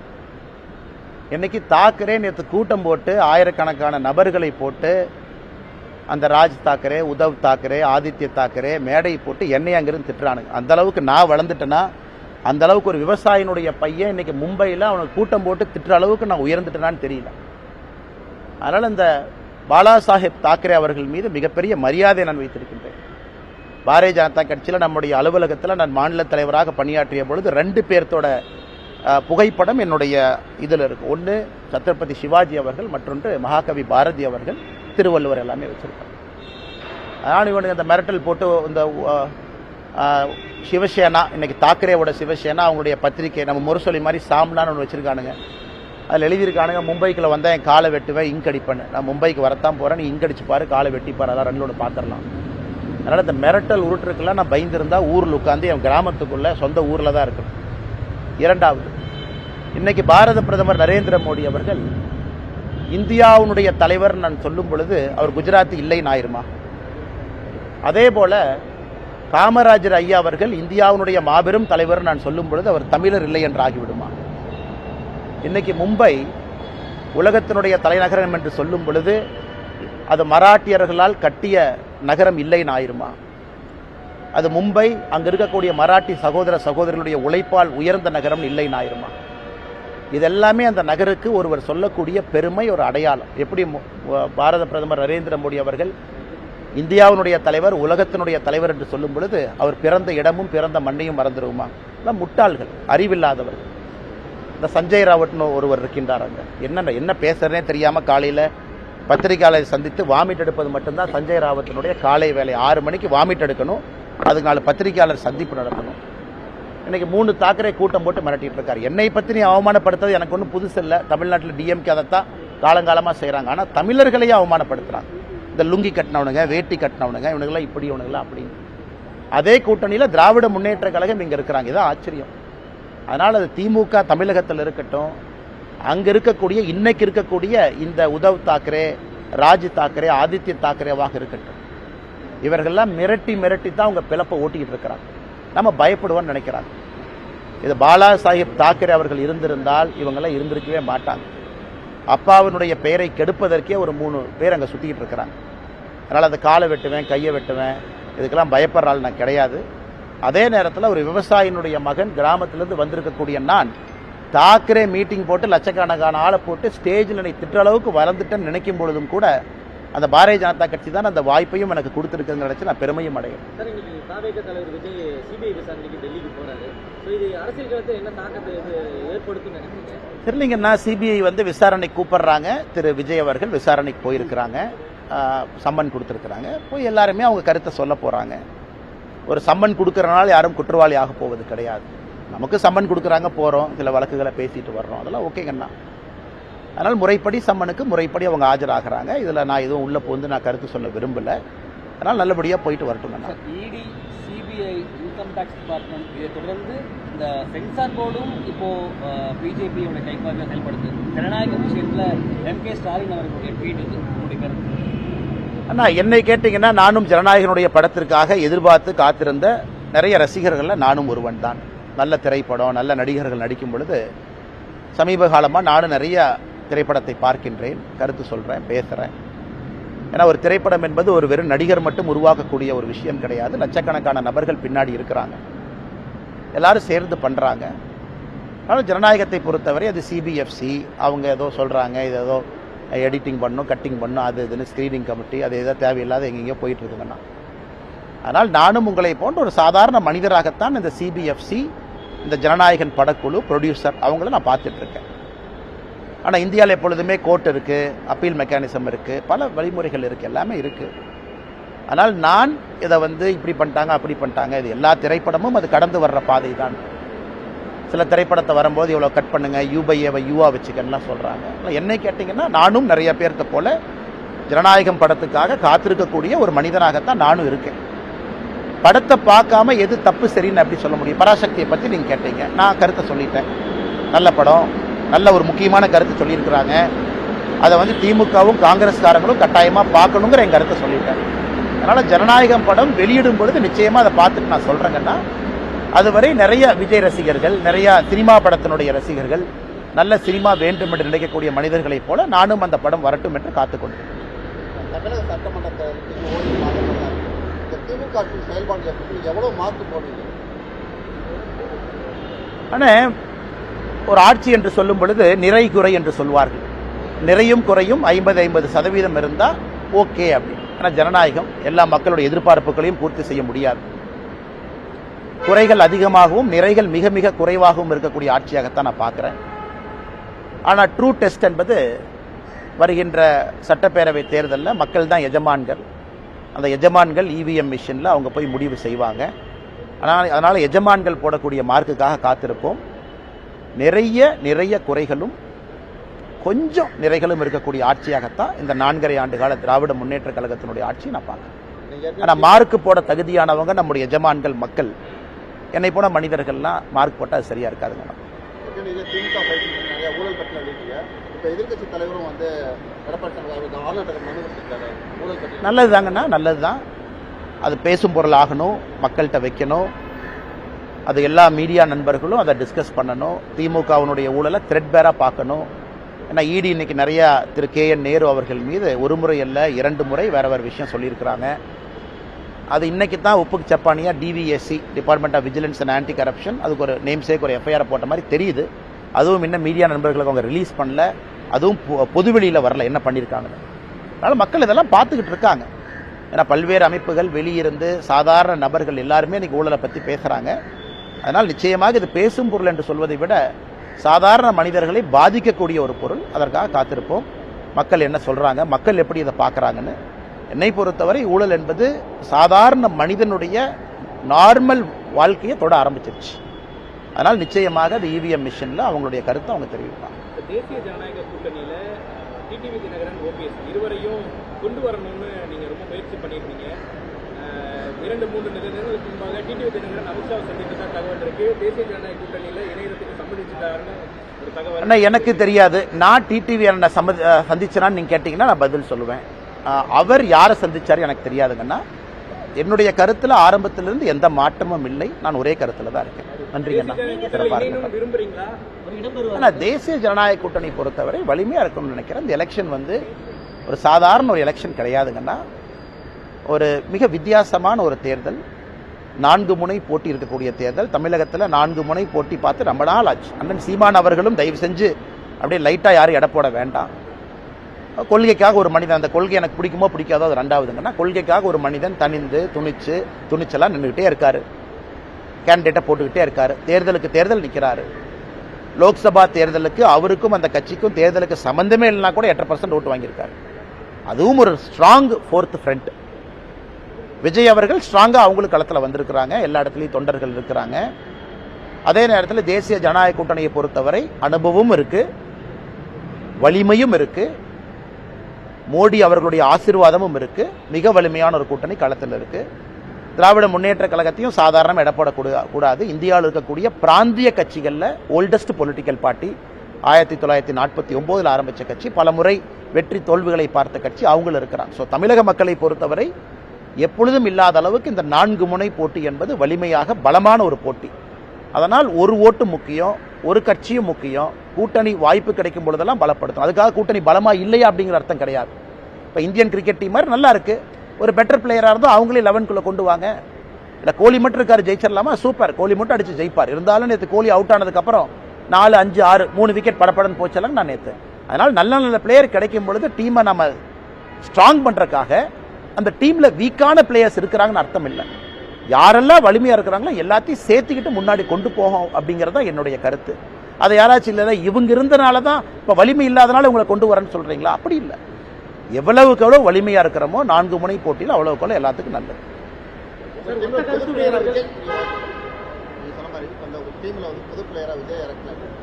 அண்ணன் 11 பிளேயரு, அதுக்கு மேல ஃபீல்டிங் கோச்சு, பேட்டிங் கோச்சு, நிறைய கோச் இருக்கிறாங்க. அந்த கோச்செல்லாம் சேர்ந்து தீர்மானிக்கணும். அப்புறம் ஸ்பெக்டேட்டர் இருக்கிறாங்க, ஸ்பெக்டேட்டருக்கு அது பிடிக்கணும். ஏன்னா கிரிக்கெட்டுங்கிறது வெறும் 11 பிளேயர் ஆடிட்டு வந்தா மட்டும் அழகு இல்லைங்கண்ணா. அந்த 11 பேரை பார்க்கறதுக்கு 1 லட்சம் பேர் போய் கை தட்டினா தான் அழகு. யாரு சேரணும், யாரு பிரியணும் அப்படிங்கறதுக்கெல்லாம் பொறுத்திருந்து பார்ப்போம். காலம் தான் பதில் சொல்லும். நன்றிங்கண்ணா. அதிமுகவுடைய முன்னாள் அமைச்சர்கள் சொல்லிட்டு இருந்தாங்க. விஜயுடைய ஒத்த கருத்தும் அதுதான், திமுக வீழ்த்தணும்னு சொல்றாரு. அதிகப்படியான விமர்சனம். நேரம் இருக்கு, காலம் இருக்குங்கன்னா, திமுகவை வீழ்த்துவது நோக்கமா? ஒத்த கருத்து எல்லாமே இணையணும். இல்ல அண்ணன் கேட்ட கேள்வி நான் ஆமோதிக்கிறேன். அண்ணன் கேட்ட கேள்வி தவறு நான் சொல்லவே இல்லை. திமுகவை வீழ்த்துவது பிரதான நோக்கமா? ஒத்த கருத்து இருக்கவங்களா வரணுமா? ஓட் ஸ்பிளிட் ஆகக்கூடாதா? சரியான பார்வை தான். அந்த பார்வையில் எதுவும் தவறு இல்லை. அதே நேரத்தில் மக்கள் ஐடியாலஜியும் பார்க்குறாங்க. ரொம்ப எக்ஸ்ட்ரீம் முரண்பாடுகளால் இருக்கக்கூடிய ஐடியாலஜியை ஒன்றா போட்டிங்கன்னா, அது ஒரு வெஜ் பிரியாணியை நான்வெஜ் பிரியாணி ரெண்டாக சமைச்சு வச்சுட்டு வெஜ்ஜும் இல்லை நான்வெஜ்ஜும் இல்லை சென்டரில் இருக்க சாப்பிடுன்னு சொல்கிற மாதிரி. அதனால் ஏற்கனவே சொன்னது போல் இந்த எலெக்ஷனை பொறுத்த வரைக்கும் நான் கோச் இல்லை, இந்த எலெக்ஷனை பொறுத்த வரைக்கும் நான் கேப்டன் இல்லை, இந்த எலெக்ஷனை பொறுத்த வரைக்கும் உங்களை போல நானும் அந்த பார்வையாளரில் ஒருத்தன். அதனால் கோச்சு கேப்டன் பல பேர் இருக்கிறாங்க. அவங்கெல்லாம் சேர்ந்து முடிவு பண்ணிட்டு எது சரியா இருக்கும்னு. நான் தொடர்ச்சியாக இன்னைக்கு ஸ்பெக்டேட்டராக இருந்தாலும் கூட தமிழக மக்களுக்கு எது நல்லதுன்னு பேசக்கூடிய ஸ்பெக்டேட்டரா இருக்கேன். காலம் பதில் சொல்லட்டும், காத்திருப்போம். இதை விட என்ன சார் பேசுறது? தமிழ் தீ பரவட்டும் இந்த வரக்கூடிய திமுக கூட்டணிக்கு வந்து முரசொலியா அந்த பிரச்சாரமா இருக்கும் அப்படின்னு சொல்லிட்டு கமல் பேசியிருக்காரு. நடிகர் அண்ணன் திரு கமலஹாசன் அவர்கள் இந்த பராசக்தி திரைப்படம் திமுகவுக்கு முரசொலி போல களத்தில் இருக்கும் என்று சொல்லியிருக்கின்றார்கள். கமலஹாசன் ரொம்ப அருமையா சொல்லியிருக்காரு, நியாயமா பேசியிருக்காரு, கரெக்டா பேசியிருக்காரு. கண்டிப்பா அது திராவிட முன்னேற்ற கழகத்தினுடைய முரசொலி போல பராசக்தி களத்தில் இருக்கும். நான் அந்த கருத்தை ஏத்துக்கிறேன். ஏன்னா இந்த திரைப்படம் மிக அழகாக காங்கிரஸ் கட்சி தமிழக மக்களுக்கு செய்த துரோகத்தை 1950 நம்முடைய அரசியலமைப்பு சட்டம் வந்த பொழுது ஒரு மொழிகளும் எப்படி இருக்க வேண்டும் என்கின்ற வரைமுறை கொண்டு வந்திருந்தார். பேசக்கூடிய மொழி எது, அபிஷியல் லாங்குவேஜ் எது, கம்யூனிகேட்டிவ் லாங்குவேஜ் எது, மத்திய அரசுக்கும் மாநில அரசுக்கும். கொஞ்ச நாள் கழிச்சு லிங்க் லாங்குவேஜாக எது வரும் என்று காங்கிரஸ் 1950 தீர்மானிச்சார், ஹிந்தி. அது 1965 ஹிந்தியை திணிக்க ஆரம்பித்து எல்லோரும் ஹிந்தி கற்றுக்கொள்ள வேண்டும் என்று காங்கிரஸ் கட்சி செய்த அடாவடித்தனத்தை மிக அற்புதமாக பராசக்தி படத்தில் போட்டு காட்டியிருக்கிறார். அதனால் பராசக்தி படத்தினுடைய மொத்த குழுவினருக்கும் என்னுடைய மனமார்ந்த வாழ்த்துக்கள். அக்கா சுதா கொங்கரா அவர்களுக்கு, அருமை சகோதரர் சிவ கார்த்திகேயன் அவர்களுக்கு என்னுடைய வாழ்த்துக்கள். தமிழக மக்களுக்கு மறுபடியும் ஒரு முறை இத்தனை ஆண்டுகள் கழித்து காங்கிரஸ் செய்த துரோகத்தை படம் பிடித்து காட்டியதற்கு. இதில் ஆச்சரியம் என்னன்னா திமுக காரன் கொண்டாடிக்கிட்டு இருக்கிறான். அதான் சந்தோஷமா இருக்கு எனக்கு. எங்க ஆப்பு வைக்கிறாங்க, நட்டுல வச்சாங்களா போல்ட்டில் வச்சாங்களானே தெரியாது திமுக காரன். இந்த பராசக்தி படம் சூப்பரா இருக்கு. காங்கிரஸ் கட்சி எப்படி மக்கள் 2008 2009 இலங்கையில் இனப்படுகொலைக்கு பிறகு மேலேயே வராம துரத்துனாங்களோ, காங்கிரஸோடு யாரெல்லாம் கூட்டணி வைக்கின்றார்களோ 2026 சட்டமன்ற தேர்தலில் பராசக்தி படம் திமுகவினுடைய முரசொலியாக அவர்களை அதே வீழ்த்தும். அதனால தான் பேரு தீ பரவட்டம்னு அவங்களே வச்சுக்கிட்டாங்க. தீ வச்சிங்கன்னா முதல்ல வீட்டை தானே பிடிக்கும். வீட்டுக்குள்ள தீ வச்சா முதல்ல சொந்த வீட்டை பிடிக்கும், கூரையை பிடிக்கும், அந்த வீட்டுக்காரங்களை சுடும். அதனால் இந்த பராசக்தி படம் முதல்ல திமுக என்கின்ற வீட்டை சுடட்டும். காங்கிரஸோடு கூட்டணியில் யாரெல்லாம் இருக்கிறாங்களோ உங்க கூரையில தீ பரவட்டும். அதனால தீ பரவட்டும் நல்லா வச்சிருக்கிறாங்க. நான் இதுக்கு இன்னும் ஒரு வாரத்தில் நம்முடைய முதலமைச்சர் அந்த படத்தை பார்த்துட்டு ரிவ்யூ போடுறதுக்காக வெயிட் பண்ணிருக்கேன். நம்முடைய முதலமைச்சர் அவர்கள் வழக்கம் போல படத்தை பார்ப்பாங்க, கூட 4 பேர் உட்கார்ந்துருப்பாங்க, கட்டி பிடிப்பாரு, முத்தம் கொடுப்பாரு, இதை பார்த்து கண் கலங்கிட்டேன், நெகிழ்ச்சி அடைஞ்சிட்டுன்னு சொல்லுவார். அந்த காட்சிக்காக பார்த்துக்கிட்டு இருக்கேன். அதனால் நல்லா இருக்கட்டும், எல்லா மக்கள்லாம் போய் நல்லா பாருங்க. பார்த்துட்டு காங்கிரஸ் யாரோடு கூட்டணியில் இருக்கிறாங்களோ அந்த வாக்குச்சாவடி பக்கம் போய் ஓட்டு போடுறதுக்கே போயிடாது. ஏன்னா அவங்க என்னென்ன அநியாயம் செஞ்சாங்கன்னு அந்த படம் சொல்லுது. எல்லோரும் பார்க்க வேண்டிய திரைப்படம். ஏங்க வேலை இல்லாம 2 பேர் சுத்திட்டு இருக்கிறாங்க. அங்க பாத்தீங்கன்னா ஆதித்ய தாக்கரே, ராஜ் தாக்கரே, இவங்கெல்லாம் யாருங்க? அங்கிருந்து என்னை மிரட்டிட்டு இருக்கானுங்க. நான் பெருமைப்படுறேன். ஒரு விவசாயினுடைய பையன் இன்னைக்கு தாக்கரேவனுடைய கோபத்தை நான் சம்பாரிச்சிருக்கிறேன். எனக்கே அது ஆச்சரியம் தான். எங்கள் அப்பா படித்தது 10வது, அம்மா படித்தது 6வது. எல்லாம் இத்தனை நாளாக ஆடு மாடு தான் மேய்ச்சிட்டு இருந்தாங்க. இப்போ உடம்பு சரியில்லை, ஆடு மாடு மேய்க்கிறதுல அந்த ஆடு மாட்டை நான் மேய்க்கிறேன். இன்னைக்கு தாக்கரே நேற்று கூட்டம் போட்டு ஆயிரக்கணக்கான நபர்களை போட்டு அந்த ராஜ் தாக்கரே, உத்தவ் தாக்கரே, ஆதித்ய தாக்கரே மேடை போட்டு என்னை அங்கிருந்து திட்டுறானுங்க. அந்த அளவுக்கு நான் வளர்ந்துட்டேன்னா, அந்த அளவுக்கு ஒரு விவசாயினுடைய பையன் இன்னைக்கு மும்பையில் அவனுக்கு கூட்டம் போட்டு திட்டுற அளவுக்கு நான் உயர்ந்துட்டேனான்னு தெரியல. அதனால் இந்த பாலா சாஹேப் தாக்கரே அவர்கள் மீது மிகப்பெரிய மரியாதை நான் வைத்திருக்கின்றேன். பாரதிய ஜனதா கட்சியில் நம்முடைய அலுவலகத்தில் நான் மாநில தலைவராக பணியாற்றிய பொழுது 2 பேர்த்தோட புகைப்படம் என்னுடைய இதில் இருக்கு. ஒன்று சத்ரபதி சிவாஜி அவர்கள், மற்றொன்று மகாகவி பாரதி அவர்கள், திருவள்ளுவர் எல்லாமே வச்சிருக்காங்க. ஆனால் இவனுக்கு இந்த மிரட்டல் போட்டு இந்த சிவசேனா, இன்னைக்கு தாக்கரேவோட சிவசேனா அவங்களுடைய பத்திரிகை நம்ம முரசொலி மாதிரி சாம்லான்னு ஒன்று வச்சிருக்கானுங்க. அதில் எழுதியிருக்கானுங்க, மும்பைக்குள்ள வந்தால் என் காலை வெட்டுவேன், இங்க் அடிப்பேன். நான் மும்பைக்கு வரத்தான் போகிறேன், நீ இங்க் அடிச்சு பாரு, காலை வெட்டிப்பாரு, அதான் 2 பார்த்துடலாம். அதனால் இந்த மிரட்டல் உருட்டுருக்கெல்லாம் நான் பயந்துருந்தா ஊரில் உட்காந்து என் கிராமத்துக்குள்ளே சொந்த ஊரில் தான் இருக்கணும். 2வது, இன்னைக்கு பாரத பிரதமர் நரேந்திர மோடி அவர்கள் இந்தியாவுடைய தலைவர் நான் சொல்லும் பொழுது அவர் குஜராத்தி இல்லைன்னு ஆயிருமா? அதே போல காமராஜர் ஐயா அவர்கள் இந்தியாவுடைய மாபெரும் தலைவர் நான் சொல்லும் பொழுது அவர் தமிழர் இல்லை என்று ஆகிவிடுமா? இன்னைக்கு மும்பை உலகத்தினுடைய தலைநகரம் என்று சொல்லும் பொழுது அது மராட்டியர்களால் கட்டிய நகரம் இல்லைன்னு ஆயிருமா? அது மும்பை அங்கு இருக்கக்கூடிய மராட்டி சகோதர சகோதரர்களுடைய உழைப்பால் உயர்ந்த நகரம் இல்லைன்னு ஆயிருமா? இதெல்லாமே அந்த நகருக்கு ஒருவர் சொல்லக்கூடிய பெருமை, ஒரு அடையாளம். எப்படி பாரத பிரதமர் நரேந்திர மோடி அவர்கள் இந்தியாவினுடைய தலைவர், உலகத்தினுடைய தலைவர் என்று சொல்லும் பொழுது அவர் பிறந்த இடமும் பிறந்த மண்ணையும் மறந்துடுவோமா? எல்லாம் முட்டாள்கள், அறிவில்லாதவர்கள். இந்த சஞ்சய் ராவட்னு ஒருவர் இருக்கின்றார். அங்கே என்ன பேசுறதே தெரியாம காலையில் பத்திரிகையாளரை சந்தித்து வாமிட் எடுப்பது மட்டும்தான் சஞ்சய் ராவத்தினுடைய காலை வேலை. 6 மணிக்கு வாமிட் எடுக்கணும், அதுக்கு 4 பத்திரிகையாளர் சந்திப்பு நடக்கணும். இன்னைக்கு 3 தாக்கரே கூட்டம் போட்டு மிரட்டிட்டு இருக்காரு. என்னை பற்றி நீ அவமானப்படுத்துறது எனக்கு ஒன்றும் புதுசு இல்லை. தமிழ்நாட்டில் டிஎம்கே அதைத்தான் காலங்காலமாக செய்கிறாங்க. ஆனால் தமிழர்களையே அவமானப்படுத்துகிறாங்க. இந்த லுங்கி கட்டினவனுங்க, வேட்டி கட்டினவனுங்க, இவனுங்களாம் இப்படி, இவனுங்களாம் அப்படின்னு. அதே கூட்டணியில் திராவிட முன்னேற்ற கழகம் இங்கே இருக்கிறாங்க. இதான் ஆச்சரியம். அதனால் அது திமுக தமிழகத்தில் இருக்கட்டும், அங்கே இருக்கக்கூடிய இன்னைக்கு இருக்கக்கூடிய இந்த உத்தவ் தாக்கரே, ராஜ் தாக்கரே, ஆதித்ய தாக்கரேவாக இருக்கட்டும், இவர்கள்லாம் மிரட்டி தான் அவங்க பிளப்பை ஓட்டிக்கிட்டு இருக்கிறாங்க. நம்ம பயப்படுவோம்னு நினைக்கிறாங்க. இது பாலா சாஹிப் தாக்கரே அவர்கள் இருந்திருந்தால் இவங்கெல்லாம் இருந்திருக்கவே மாட்டாங்க. அப்பாவினுடைய பெயரை கெடுப்பதற்கே ஒரு 3 பேர் அங்கே சுற்றிக்கிட்டு இருக்கிறாங்க. அதனால் அந்த காலை வெட்டுவேன், கையை வெட்டுவேன், இதுக்கெல்லாம் பயப்படுற ஆள் நான் கிடையாது. அதே நேரத்தில் ஒரு விவசாயினுடைய மகன் கிராமத்திலிருந்து வந்திருக்கக்கூடிய நான் தாக்கரே மீட்டிங் போட்டு லட்சக்கணக்கான ஆளை போட்டு ஸ்டேஜில் என்னை திட்ட அளவுக்கு வளர்ந்துட்டேன்னு நினைக்கும் பொழுதும் கூட அந்த பாரதிய ஜனதா கட்சி தான் அந்த வாய்ப்பையும் எனக்கு கொடுத்துருக்குன்னு நினைச்சு நான் பெருமையும் அடையும். சார், இன்னைக்கு தாவேக தலைவர் விஜய் சிபிஐ விசாரணைக்கு டெல்லிக்கு போறாரு. ஸோ இது அரசியல் களத்தில் என்ன தாக்கத்தை ஏற்படுத்தும் நினைக்கிறீங்க? தெரியலீங்கன்னா சிபிஐ விசாரணை கூப்பிடுறாங்க. திரு விஜய் அவர்கள் விசாரணைக்கு போயிருக்கிறாங்க, சம்மன் கொடுத்துருக்குறாங்க. போய் எல்லாருமே அவங்க கருத்தை சொல்ல போகிறாங்க. ஒரு சம்மன் கொடுக்கறனால யாரும் குற்றவாளி ஆக போவது கிடையாது. நமக்கு சம்மன் கொடுக்குறாங்க, போகிறோம், சில வழக்குகளை பேசிட்டு வர்றோம், அதெல்லாம் ஓகேங்கண்ணா. அதனால் முறைப்படி சம்மனுக்கு முறைப்படி அவங்க ஆஜராகிறாங்க. இதில் நான் எதுவும் உள்ள போந்து நான் கருத்து சொல்ல விரும்பலை. அதனால் நல்லபடியாக போயிட்டு வரட்டுங்கண்ணா. இடி, சிபிஐ, இன்கம் டேக்ஸ் டிபார்ட்மெண்ட் இதை தொடர்ந்து இந்த சென்சார் போர்டும் இப்போ பிஜேபியோட கைப்பாக செயல்படுது. ஜனநாயக விஷயத்தில் எம்கே ஸ்டாலின் அவர்களுடைய ட்வீட் இது உங்களுடைய கருத்து? அண்ணா, என்னை கேட்டிங்கன்னா நானும் ஜனநாயகனுடைய படத்திற்காக எதிர்பார்த்து காத்திருந்த நிறைய ரசிகர்களில் நானும் ஒருவன் தான். நல்ல திரைப்படம், நல்ல நடிகர்கள் நடிக்கும் பொழுது சமீப காலமாக நானும் நிறைய திரைப்படத்தை பார்க்கின்றேன், கருத்து சொல்கிறேன், பேசுகிறேன். ஏன்னா ஒரு திரைப்படம் என்பது ஒரு வெறும் நடிகர் மட்டும் உருவாக்கக்கூடிய ஒரு விஷயம் கிடையாது. லட்சக்கணக்கான நபர்கள் பின்னாடி இருக்கிறாங்க, எல்லாரும் சேர்ந்து பண்ணுறாங்க. ஆனால் ஜனநாயகத்தை பொறுத்தவரை அது சிபிஎஃப்சி அவங்க ஏதோ சொல்கிறாங்க, இது ஏதோ எடிட்டிங் பண்ணும், கட்டிங் பண்ணும், அது இதுன்னு ஸ்க்ரீனிங் கமிட்டி, அது ஏதோ தேவையில்லாத எங்கெங்கேயோ போயிட்டு இருக்குங்கண்ணா. அதனால் நானும் உங்களை போன்ற ஒரு சாதாரண மனிதராகத்தான் இந்த சிபிஎஃப்சி, இந்த ஜனநாயகன் படக்குழு, ப்ரொடியூசர் அவங்கள நான் பார்த்துட்டு இருக்கேன். ஆனால் இந்தியாவில் எப்பொழுதுமே கோர்ட் இருக்குது, அப்பீல் மெக்கானிசம் இருக்குது, பல வழிமுறைகள் இருக்குது, எல்லாமே இருக்குது. ஆனால் நான் இதை இப்படி பண்ணிட்டாங்க, அப்படி பண்ணிட்டாங்க, இது எல்லா திரைப்படமும் அது கடந்து வர்ற பாதை தான். சில திரைப்படத்தை வரும்போது இவ்வளோ கட் பண்ணுங்க, யூபைஏவை யூவா வச்சுக்கலாம் சொல்கிறாங்க. என்னை கேட்டிங்கன்னா நானும் நிறைய பேர்த்த போல ஜனநாயகம் படத்துக்காக காத்திருக்கக்கூடிய ஒரு மனிதனாகத்தான் நானும் இருக்கேன்.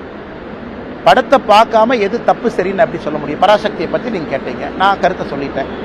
நல்ல படம், நல்ல ஒரு முக்கியமான கருத்து சொல்லியிருக்கிறாங்க. அதை திமுகவும் காங்கிரஸ்காரங்களும் கட்டாயமாக பார்க்கணுங்கிற என் கருத்தை சொல்லிட்டேன். அதனால் ஜனநாயகம் படம் வெளியிடும் பொழுது நிச்சயமாக அதை பார்த்துட்டு நான் சொல்கிறேங்கன்னா, அதுவரை நிறைய விஜய் ரசிகர்கள், நிறைய சினிமா படத்தினுடைய ரசிகர்கள், நல்ல சினிமா வேண்டும் என்று நினைக்கக்கூடிய மனிதர்களைப் போல நானும் அந்த படம் வரட்டும் என்று காத்துக்கொண்டிருக்கிறேன். தமிழக சட்டமன்றத்தை திமுக செயல்பாடு எவ்வளவு மாற்று போடுவீங்க? ஆனால் ஒரு ஆட்சி என்று சொல்லும் பொழுது நிறை குறை என்று சொல்வார்கள். நிறையும் குறையும் 50-50% இருந்தால் ஓகே அப்படின்னு. ஆனால் ஜனநாயகம் எல்லா மக்களுடைய எதிர்பார்ப்புகளையும் பூர்த்தி செய்ய முடியாது. குறைகள் அதிகமாகவும் நிறைகள் மிக மிக குறைவாகவும் இருக்கக்கூடிய ஆட்சியாகத்தான் நான் பார்க்குறேன். ஆனால் ட்ரூ டெஸ்ட் என்பது வருகின்ற சட்டப்பேரவை தேர்தலில் மக்கள் தான் எஜமான்கள். அந்த எஜமான்கள் இவிஎம் மிஷினில் அவங்க போய் முடிவு செய்வாங்க. அதனால் எஜமான்கள் போடக்கூடிய மார்க்குக்காக காத்திருப்போம். நிறைய குறைகளும் கொஞ்சம் நிறைகளும் இருக்கக்கூடிய ஆட்சியாகத்தான் இந்த 4.5 ஆண்டு கால திராவிட முன்னேற்ற கழகத்தினுடைய ஆட்சி நான் பார்க்குறேன். ஆனால் மார்க்கு போட தகுதியானவங்க நம்முடைய எஜமான்கள் மக்கள். என்னை போன மனிதர்கள்லாம் மார்க் போட்டால் அது சரியா இருக்காதுங்க.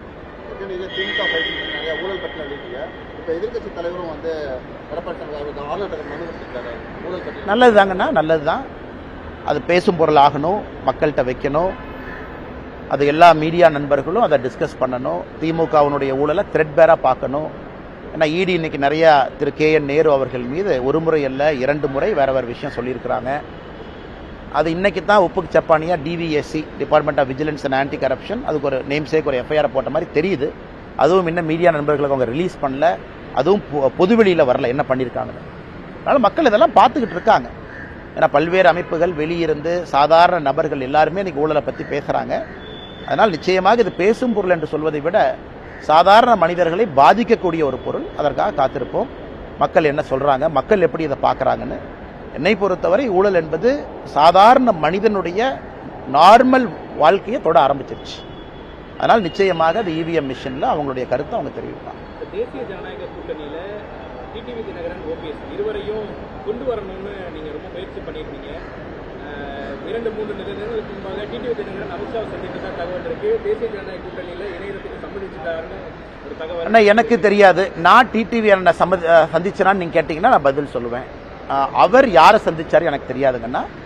என்னுடைய கருத்தில் ஆரம்பத்திலிருந்து எந்த மாற்றமும் இல்லை. நான் ஒரே கருத்தில் தான் இருக்கேன். நன்றிங்கண்ணா. ஆனால் தேசிய ஜனநாயக கூட்டணி பொறுத்தவரை வலிமையாக இருக்கும்னு நினைக்கிறேன். இந்த எலெக்ஷன் ஒரு சாதாரண ஒரு எலெக்ஷன் கிடையாதுங்கன்னா. ஒரு மிக வித்தியாசமான ஒரு தேர்தல். 4 முனை போட்டி இருக்கக்கூடிய தேர்தல். தமிழகத்தில் 4 முனை போட்டி பார்த்து ரொம்ப நாள் ஆச்சு. அண்ணன் சீமான் அவர்களும் தயவு செஞ்சு அப்படியே லைட்டாக யாரும் எடை போட வேண்டாம்.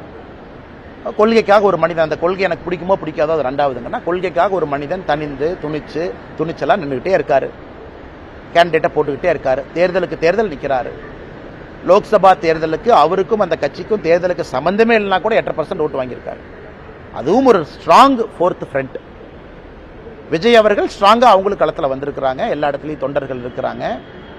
அதே நேரத்தில் தேசிய ஜனநாயக கூட்டணியை பொறுத்தவரை அனுபவமும் இருக்கு, வலிமையும் இருக்கு, மோடி அவர்களுடைய ஆசீர்வாதமும் இருக்கு, மிக வலிமையான ஒரு கூட்டணி களத்தில் இருக்கு. திராவிட முன்னேற்ற கழகத்தையும் சாதாரண இடப்படக்கூடாது. இந்தியாவில் இருக்கக்கூடிய பிராந்திய கட்சிகளில் ஓல்டஸ்ட் பொலிட்டிக்கல் பார்ட்டி, 1949 ஆரம்பித்த கட்சி, பல முறை வெற்றி தோல்விகளை பார்த்த கட்சி அவங்களும் இருக்கிறாங்க. ஸோ தமிழக மக்களை பொறுத்தவரை எப்பொழுதும் இல்லாத அளவுக்கு இந்த 4 முனை போட்டி என்பது வலிமையாக பலமான ஒரு போட்டி. அதனால் ஒரு ஓட்டு முக்கியம், ஒரு கட்சியும் முக்கியம். கூட்டணி வாய்ப்பு கிடைக்கும் பொழுதெல்லாம் பலப்படுத்தும். அதுக்காக கூட்டணி பலமா இல்லையா அப்படிங்கிற அர்த்தம் கிடையாது. இப்போ இந்தியன் கிரிக்கெட் டீம் மாதிரி நல்லா இருக்கு, ஒரு பெட்டர் பிளேயரா இருந்தால் அவங்களே 11க்குள்ள கொண்டு வாங்க. இல்லை கோலி மட்டும் இருக்காரு, ஜெயிச்சிடலாமா? சூப்பர், கோலி மட்டும் அடிச்சு ஜெயிப்பார். இருந்தாலும் நேற்று கோலி அவுட் ஆனதுக்கு அப்புறம் 4, 5, 6, 3 விக்கெட் படப்படன்னு போச்சாலும் நான் நேற்று. அதனால் நல்ல நல்ல பிளேயர் கிடைக்கும் பொழுது டீமை நம்ம ஸ்ட்ராங் பண்றதுக்காக அந்த டீம்ல வீக்கான பிளேயர்ஸ் இருக்கிறாங்கன்னு அர்த்தம் இல்லை. யாரெல்லாம் வலிமையா இருக்கிறாங்களோ எல்லாத்தையும் சேர்த்துக்கிட்டு முன்னாடி கொண்டு போகும் அப்படிங்கறத என்னுடைய கருத்து. அதை யாராச்சும் இல்லை இவங்க இருந்தனால தான் இப்ப வலிமை இல்லாதனால உங்களை கொண்டு வரேன்னு சொல்றீங்களா? அப்படி இல்லை. எவ்வளவுக்கு எவ்வளவு வலிமையா இருக்கிறோமோ 4 முனை போட்டியில் அவ்வளவுக்கு எவ்வளவு எல்லாத்துக்கும் நல்லது.